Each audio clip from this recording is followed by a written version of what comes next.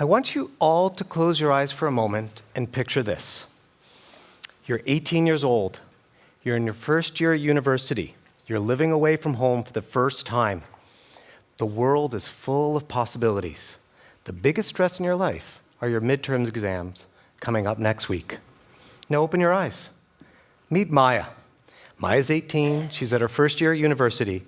But 5 days ago, her world was turned upside down. She was walking back from class and slipped on the wet leaves, falling backwards and hitting her head against the pavement. While she didn't lose consciousness, she immediately felt a headache. Her friends had to help her up. She had a wobbly gait and was feeling dizzy. That was 5 days ago. Today, Maya's back in her dorm room. She's still having a headache. She's still dizzy.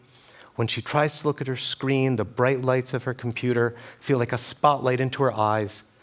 And the normal sounds that are joyful in her dining hall and the cafeteria, the rattling trays, the noise, the laughter, are now overwhelming. She's worried.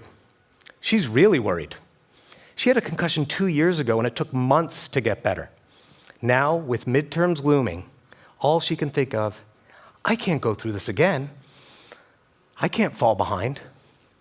Maya's story isn't unique. Hundreds of thousands of people each year face her exact same situation. And that brings us to the question that drives our talk today and drives my program of research. How can we get people like Maya feeling better as quickly as possible and as safely as possible, and get her back doing the things that she wants, loves, and needs to do? To answer that question, we first have to understand what a concussion actually is. Well, first, a concussion is a functional injury to the brain, not a structural one. Think of it like a software problem, not a hardware problem. And that's why standard imaging, like a CT scan or an MRI, are perfectly normal, which is really confusing and frustrating to people like Maya who feel anything but normal. So it's an injury on a cellular level, and it's due to the nerves, the axons that are stretched due to the acceleration and deceleration of the brain, which disrupts the normal functioning of those cells. For years, people like Maya were told to go home, lay in a dark room, rest, and do nothing until all her symptoms were gone. But we now know this advice can actually make things worse. To understand why, we need to understand the real culprit behind Maya's symptoms. And for that, we're going to do some time traveling. We're going back in time about 10,000 years. Now imagine you're one of our ancestors. You're walking through the savannah. Suddenly, behind a thicket of grass, pops a lion. Instantly, your body's ancient hard wiring screams, danger. That alarm goes off. This is our fight or flight response, and it's controlled by our autonomic nervous system. So what is the autonomic nervous system? Well, it's not a single structure in the brain, but it's a whole network that automatically regulates our bodily functions. It has two main branches. First, the parasympathetic. That promotes the normal resting state. It controls our digestion, our sleep, our normal heart rate and blood flow. The other is our sympathetic state.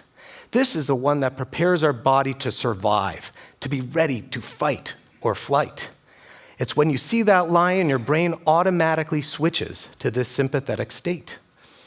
Your pupils dilate to let in more light, scanning the horizon for another danger. Your heart rate skyrockets, getting ready to pump all the blood to your muscles to prepare for battle. Your brain sound filters switch off, listening for any rustling in the leaves to see if there's a lion's brother. Your anxiety levels skyrocket because our head is still screaming, danger, danger, danger. It's brilliant for survival, but it primes your body to do one of two things, to run away or fight. Now let's come back to Maya. It's 2025. There is no lion, but her brain triggered that exact same response. That same danger alarm, that ancient wiring is still going off. And that explains almost all of her symptoms. She's sensitive to light because her pupils are wide open. The loud noises are overwhelming because her brain filters are turned off. Her headache and dizziness are worse because her nervous system's ability to regulate the blood flow to the brain are not functioning properly. And she has anxiety and trouble sleeping since her body's in that constant state of living in high alert, still thinking she needs to fight or run away. And it's hard to sleep when you think you're in danger. And for decades, we used to treat concussions by telling people to rest, don't exercise, stay in that dark room. People would miss school, they'd miss work, and stay too long in that dark room. We were giving people the exact opposite advice of what our body's ancient wisdom was trying to tell us.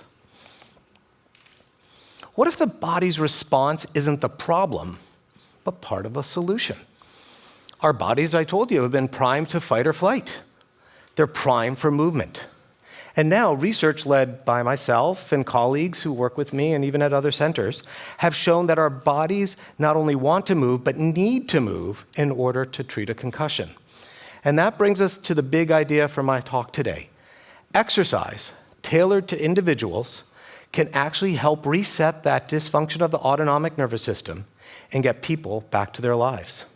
Now, I know you may be thinking, exercise after concussion? Isn't that dangerous? Well, we certainly don't want people going back to their rugby tournament or hockey within days of being injured and still symptomatic, and we're getting a risk of being re-injured again. And we also know that some people actually have exercise intolerance, which means that the fact of trying to exercise makes their symptoms worse. So the key isn't just any exercise. It needs to be safe, but it also needs to be the right dose of exercise. And so therefore, it needs to be individualized to each patient. It's like Goldilocks and her porridge. We don't want it too hot, we don't want it too cold, we want it just right. And so the way we figure out the just right is by using a standardized, safe aerobic exercise exertion test. It's called the Buffalo Concussion Bike Test. Think of it like a cardiac stress test that some of you may know for people who have chest pain. It's the same idea, but we do it for the brain. So why is it called the Buffalo Concussion Bike Test? Well, it's certainly not named after the furry bison. It's named after the gentleman in this picture. This is John Letty. He's a dear friend of mine. He's a sports medicine physician at the University of Buffalo. And he and his team, as well as working with me, have been the first to recognize that exercise is vital for concussion.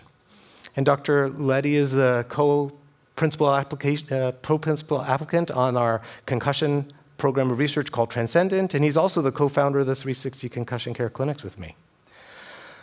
So Dr. Letty and I, and whenever now it's all part of standard guidelines, when we see people with concussion, we now put them on a treadmill, or if their balance isn't good, on a stationary bike, and we have them now exercise at gradually increasing intensities.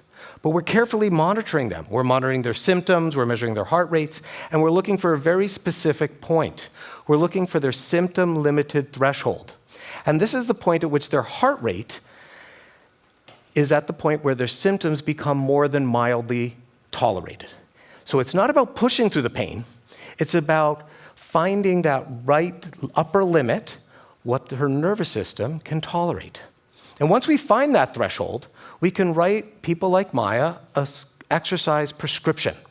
It may be something like do stationary bike for 20 minutes a day at 90% of that threshold heart rate, and you do that 5 or 6 days a week.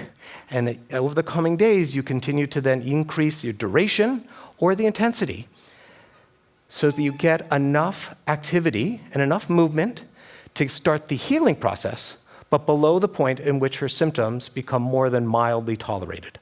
So it's not a one-size-fits-all, it's precision care for each person. So this is what science tells us why exercise is medicine for concussion. First, it resets the thermostat of that autonomic nervous system. As I told you, we have 2 states, and we're stuck in that fight or flight state.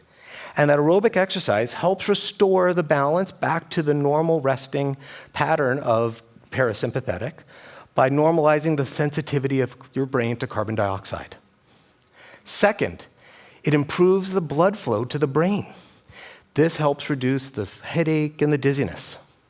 Third, through exercise, and it's only released in exercise, is the production of a protein called brain-derived neurotropic factor, BDNF.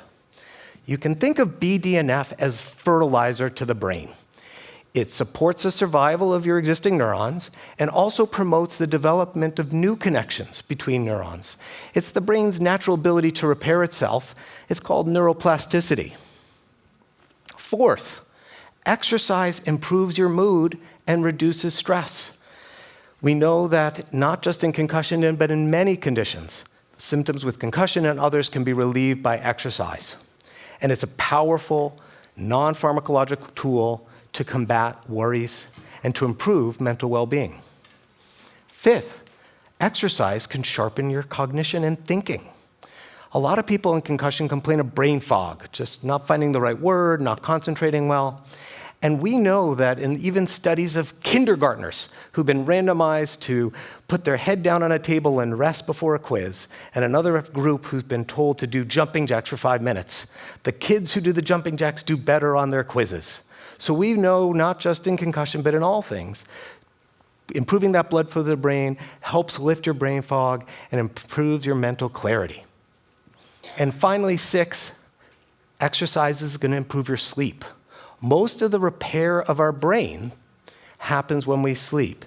And if you are a person who is used to moving around all day and then suddenly did not, you're probably not going to sleep well.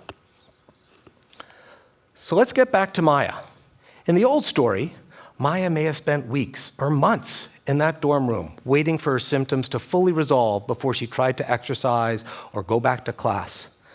Her world would be shrinking and her anxiety would go up. But in this new approach, this new story, this new paradigm on how we treat concussion, her future is very different. So the day after seeing her doctor and seeing the interdisciplinary team and getting that bike test, she's no longer staying in that dark room. She's going to the university gym. She's on that stationary bike, following her prescription plan to do her safe aerobic exercise. Her headaches start to lessen. Her dizziness starts to go away. She starts tolerating the lights again. She's back in her class. She's back seeing her friends. She's catching up on her studies and becoming happy again. So this is the power of cracking the concussion code. It's about listening to the body's ancient wisdom and working with it rather than against it. It's about moving away from thinking rest in the dark room to moving and embracing an active, targeted recovery.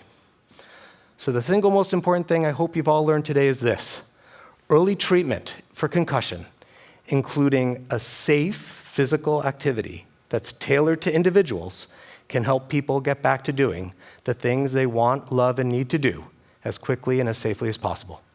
Thank you.